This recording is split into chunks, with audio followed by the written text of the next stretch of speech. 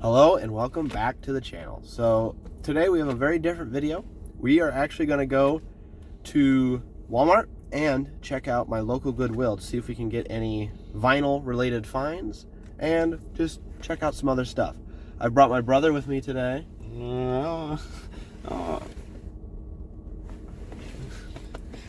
He'll be with us, and yeah, so we're gonna go head to that. It is 32 degrees outside. My car is cold and my wallet is full of money, so let's see what we find. And our first stop, Goodwill.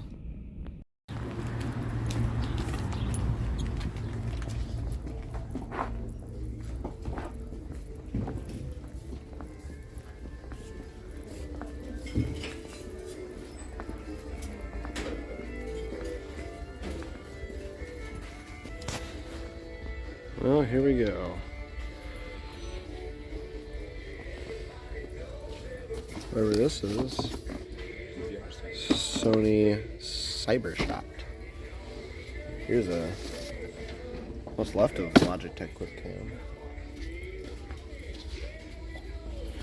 Here's something, a turntable, they call it.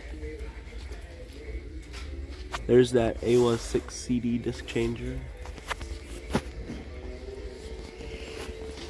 Here's a throwback right here, Panasonic auto stop pencil sharpener with wood grain.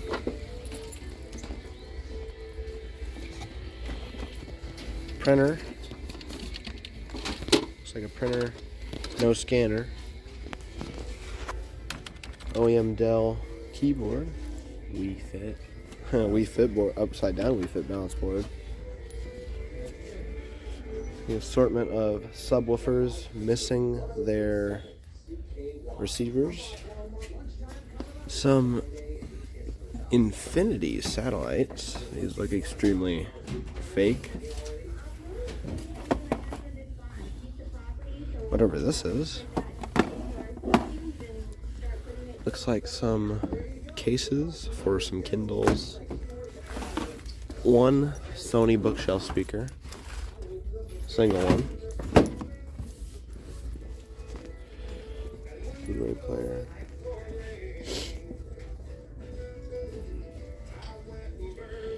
Here's a pretty neat monitor with built-in speakers. Dell comes with a VGA cable.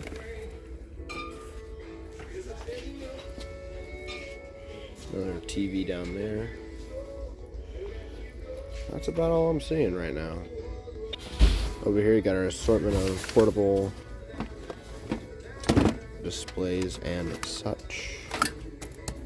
And a Samsung keyboard dock for some sort of tablet or something that would have used a 30-pin. Interesting. Appears that the media section is pretty picked over. However, we do have some sealed cassettes. But other than that, it's pretty picked over. And oh, that was a throwback. Check those songs. Wow. Britney Spears, R. Kelly, Spice Girls, Sublime.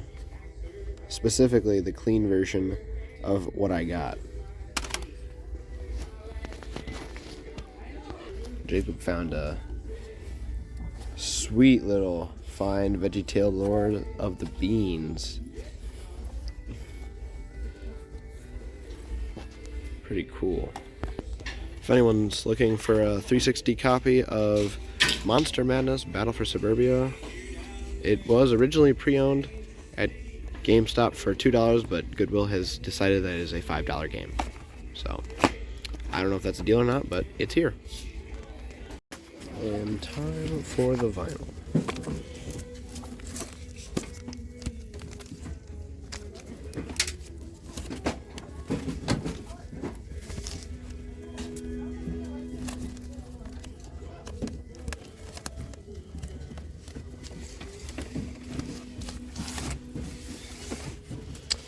Yeah, and so unfortunately, just looking through these, it is just the same kind of stuff that your grandparents listened to. I know this doesn't have the disc. But yeah, so there's no point in looking through the rest of the bins because it is just all the same stuff. Ronald Reagan, what's in here? Oh, Reagan Ranch. Oh, Reagan memorabilia. Cool. But yeah, so Goodwill has been kind of a bust. Cool. So Goodwill was an absolute bust. There's nothing in there good. You guys saw it all, so we're gonna start her up and head to our next destination, Walmart, and hopefully we'll find some good stuff there. At least for vinyl. So off to Walmart.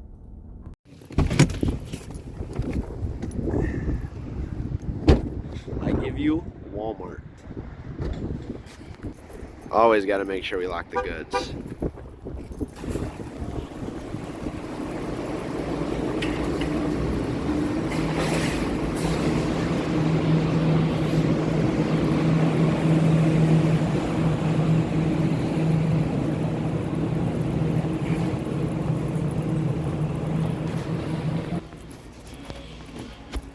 Alright, so our first little area of vinyl. Oh, down here we have a LP Go Bluetooth, which I believe was formerly the 60, LP60. Some, looks like a Crosley or something. Storage. I will be having a video come out on these and why they are hi-fi snake oil, but looks like they are not too badly shoved in here. Obviously, first a little bit of a fine. Love Supreme. But yeah, it looks like we have a really decent selection of pretty much anything you could want. Jason Dean. I'm gonna look through these and find some ones that I'd be interested in. Before I do that though, I should show you guys the rest of the vinyl. There's this one and those over there. Right down here we do have an assortment of players. We have Victrola, the Cruiser Plus, the Aria, more Cruisers down there. And, of course, another dying format CD. And remember how I showed you, now that's what I call music number 2? Apparently they're on volume 83 now. A little bit of a different selection of songs. Alright, I'm going to pick out some vinyl and let's check it out. So here's my little stack I got. Got the Footloose soundtrack, John Coltrane, Love Supreme, Beatles 1, Sinatra, Nothing But the Best, Ride the Lightning, of course, Led Zeppelin 1, and 3. So, it is a couple days later, mostly because I forgot about this video project. I recorded all of the footage and completely forgot about it. I didn't even transfer it to my computer to edit and record this bit. So we're back. We're not going to talk about that. So did I end up buying anything at either place? Well, as I said in the video, Goodwill was a bust. It's just a bunch of old grandma records. Walmart, on the other hand, I did show that stack of records that I was interested in. However, in further inspection, I had found that most of the records were warped. Now, from a perspective of my record player, that's not too big of an issue, but I choose to avoid warped and damaged records, even though my player can play them pretty well. I still choose to avoid them just for resale value, because yes, my player can play them, but I also have a pretty odd record player. Not everyone has a servo-controlled tone arm. So I decided to pass up on all the vinyl. And that whole little stack I had there was about $124. So I decided to go elsewhere and spend my money at my local record store and buy vinyl there. So let me go get that vinyl and I'll show you what I did end up purchasing, just not at Walmart. So in the end, I did end up spending $112 on these 4 albums that I did purchase. from my local record store. Shout out to 22 Market. They are the coolest and the best here in my town, and honestly in the surrounding tri-county area that I am in. So first we have Gordon Lightfoot, Summertime Dream. This was $1, and it's just because it's Gordon Lightfoot. I only bought this album for one song, and yeah, this plays really well. Actually, this is a really, really nice example. It's Gordon Lightfoot, so it's not the most desirable music on the planet. Next was Pink Floyd's A Momentary Lapse of Reason. This was $40, if I remember correctly. This is a used copy. This is the 29 remix of the album. I do not actually own the original 80s mix. This is my only copy that I own, A Momentary Lapse, but I do prefer the sound of this over than the original. I know, blasphemy, shoot me, but I do prefer this updated sound. Now that I have this, I will be on the look for an original mix, whether that be a repress or an original run press of that album. So yeah, here's that. Second, for $10, I bought another Pink Floyd, Final Cut. This is a period pressing from 81. It does have a barcode on the back, but this is a period pressing from the time, 83, not 81. But yeah, this is a period pressing. Sounds great, and it's got all the stuff, so very nice find for $10. And finally, to top it all off, Black Keys, El Camino. This is specifically the 10th anniversary deluxe edition. So this came out 2 years ago, 2021, after 10 years after their 2011 debut of this album. This was $50, but this was new sealed copy, and my God, the Black Keys have never sounded so good.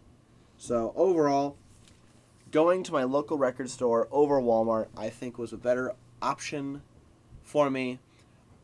You just can't find those kind of things at Walmart, and if you do, the unknowing workers just shove them in the shelves and they get bent to hell. So nothing much you can do about it, but you can make the best of it, and I certainly did. So I'm glad you guys came on me with this little adventure to see what it is like to shop for vinyl at Walmart and check out my local Goodwill. This has just been a video idea I've been working on and thinking about for a little while now, and I actually finally had an afternoon to where I could go out to Goodwill, Walmart, and my local record shop and do a little bit of YouTube fun. So I hope you guys like this video. If you do, throw me a comment if you'd like to see more thrifting and Walmart shenanigans, or anything else if you'd like to see. If you like the video, actually, if you like the video, hit this button. That'd be actually kind of funny.